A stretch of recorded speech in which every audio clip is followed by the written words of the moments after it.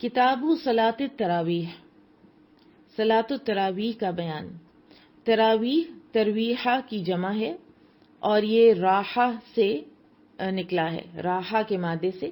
اور root word ہے روح، را واو ہا۔ اور کیونکہ نماز ادا کرتے وقت، یہ والی نماز ادا کرتے وقت عموماً لوگ 2 یا 4 رکعت کے بعد تھوڑی دیر آرام کرتے تھے، ذرا ریسٹ کرتے تھے، اور اس کا کوئی یہ نہیں کہ کوئی ایک ٹائم پیریڈ متعین تھا ریسٹ کا، یہ 2 منٹ 5 منٹ ڈپینڈنگ کہ کتنا وقفہ ہے اور کتنا دیر قیام کرنے کا ارادہ ہے، تو اس لیے اس کو تراویح کہا جانے لگا۔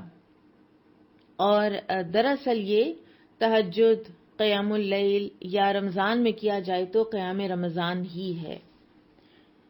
اور نماز تراویح باجماعت پڑھنا جائز ہے، بلکہ بعض علماء کے نزدیک اس کو جماعت کے ساتھ ادا کرنا اکیلے ادا کرنے سے افضل ہے، کیونکہ رسول اللہ صلی اللہ علیہ وسلم نے اس کی جماعت کا بھی اہتمام فرمایا تھا، اور ریگولر صرف اس لیے نہیں کیا تھا کہ کہیں لوگوں کو شوق دیکھ کر ان پر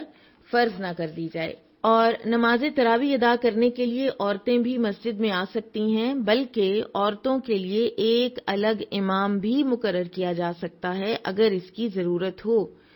اور عمر رضی اللہ تعالیٰ عنہ نے جب باجماعت تراویح کا اہتمام کروایا تھا تو مرد حضرات کے لیے ابی بن کعب اور عورتوں کے لیے سلیمان بن ابو حثمہ کو مقرر کیا تھا۔ اور اسی طرح سے علی رضی اللہ عنہ لوگوں کو قیام رمضان کے لیے تاکید کیا کرتے تھے، اور انہوں نے آدمیوں کی خاطر ایک امام اور عورتوں کی جماعت کے لیے دوسرا امام مقرر کیا تھا۔ اب کیونکہ حالات بالکل فرق ہو چکے ہیں اور لوگ جو ہیں وہ یعنی مسجدیں جو ہیں ان کے ہال بہت اب بڑے اور فرق ہال ہوتے ہیں مرد اور عورتوں کے لیے، پھر یہ جو ساؤنڈ سسٹمز اتنے ڈیولپ کر گئے ہیں تو اس کی وجہ سے ایک ہی امام کے پیچھے مرد اور عورتیں پڑھ لیتے ہیں نماز۔ اور تراویح کی تعداد جو ہے یہ 11 رکعت مسنون ہے،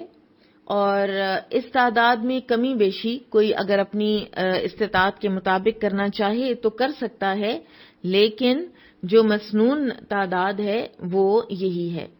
عائشہ رضی اللہ عنہا سے رسول اللہ صلی اللہ علیہ وسلم کے وطروں کے متعلق سوال ہوا تو انہوں نے فرمایا تھا کہ آپ 7، 9 اور 13 وطر پڑھتے، البتہ آپ 7 سے کم اور 13 سے زائد نہیں پڑھتے تھے۔ نماز تراویح میں کبھی تو آپ صلی اللہ علیہ وسلم نے ایک رکعت میں سورہ مزمل کی مقدار آیات تلاوت کی ہیں، جس کی صرف 20 آیات ہیں، اور 20 بھی چھوٹی چھوٹی آیات ہیں، اور کبھی آپ 50 آیات ایک رکعت میں پڑھتے، اور اسی طرح سے آپ صلی اللہ علیہ وسلم نے یہ بھی فرمایا کہ جس نے رات کے وقت یعنی نماز تہجد میں 100 آیات کی مقدار تلاوت کی تو وہ غافل لوگوں میں نہیں لکھا جائے گا۔ اور حذیفہ بن یمان رضی اللہ عنہ رسول اللہ صلی اللہ علیہ وسلم کے پیچھے نماز پڑھنے کا ایک واقعہ یہ بھی بیان فرماتے ہیں کہ آپ صلی اللہ علیہ وسلم نے ایک رکعت میں سورۃ البقرہ، سورۃ النساء اور سورہ آل عمران پڑھ ڈالی، اور نہایت آہستگی اور ٹھہر ٹھہر کر آپ نے یہ آیات پڑھی ان تینوں صورتوں کی۔ تو علماء نے یہ بھی کہا ہے کہ اگر انسان اکیلا ہو یا پھر وہ امامت کسی ایسی جماعت کی کروا رہا ہے کہ جو کہ اس کی ہم خیال ہیں اور ان کو پتہ ہے کہ قیام لمبا ہوگا اور وہ اپنے شوق سے آئے ہیں اور اس کی مشقت محسوس نہیں کرتے، تو پھر وہ لمبا قیام کروا سکتا ہے، اور لیکن اس کے باوجود اعتدال کو ضرور سامنے رکھے۔ اور اگر جماعت میں ہر طرح کے لوگ ہوں، بوڑھے، بیمار، کمزور، عورتیں، بچے، تو پھر تو ضرور ان کا بھی لحاظ کرے، ان کی رعایت کرے۔ اور پھر یہ کہ پوری رات قیام کرنا جو ہے وہ انتہا پسندی ہے، اور اس میں کچھ رات آرام بھی کرے اور کچھ رات قیام کرے۔ تراویح کا وقت نماز عشاء کے بعد سے فجر تک کا وقت ہے، اور اگر کسی کو توفیق ملے تو اس کو رات کے آخری حصے میں ادا کرے، کیونکہ ایسا کرنا افضل ہے۔ اور اگر رات کے پہلے حصے میں باجماعت قیام اللیل میسر آ رہا ہے تو بعض علماء کے نزدیک آخری حصے میں اکیلا اٹھنے سے باجماعت بہتر ہے. یہ رمضان کی بات ہو رہی ہے, ٹھیک ہے, تو باجماعت کو ترجیح دے کیونکہ ایسا کرنے سے پوری رات کا قیام اس کے نامہ اعمال میں لکھ دیا جائے گا انشاءاللہ, کیونکہ حدیث میں آتا ہے کہ رسول اللہ صلی اللہ علیہ وسلم نے فرمایا جو شخص امام کے ساتھ نماز پڑھتا ہے اس کے لیے پوری رات کا قیام شمار کیا جاتا ہے. اور تراویح جو ہے اس کو ادا کرنے کی مختلف کیفیات ہو سکتی ہیں. کوئی 13 رکعتیں ادا کر سکتا ہے اور ان کی کیفیت یہ ہو کہ پہلے 2 نفل جو ہیں, پہلی 2 رکعتیں وہ ہلکی ہوں, اور بعض نے کہا ہے کہ یہی عشاء کی سنتیں ہوں گی, اور یا پھر نوافل ہی ہو سکتا ہے لیکن ہلکے ہونے چاہیے. اس کے بعد والی 2 رکعتیں سب سے طویل ہوں,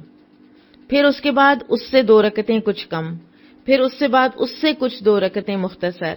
پھر اس کے بعد مزید کچھ 2 رکعتیں مختصر, اور پھر مزید کچھ 2 رکعتیں مختصر, اور آخر میں ایک وتر پڑھ لیا جائے. اس انداز سے یہ 13 رکعتیں ہو جائیں گی. اسی طرح سے بعض اوقات لوگ یہ بھی کر سکتے ہیں 13 رکعتوں کا کہ 8 رکعتیں 2 کر کے پڑھ لیں اور اس کے بعد 5 وتر لگاتار پڑھ لیں. 5 وتر ادا کرنے کی کیفیت یہ ہوگی کہ آخری رکعت میں تشہد کے لیے بیٹھیں گے اور سلام پھیر دیں گے. پھر اسی طرح سے 11 رکعت بھی پڑھی جا سکتی ہے کہ ہر 2 رکعت پر سلام پھیر کر آخر میں ایک وتر پڑھ لیں.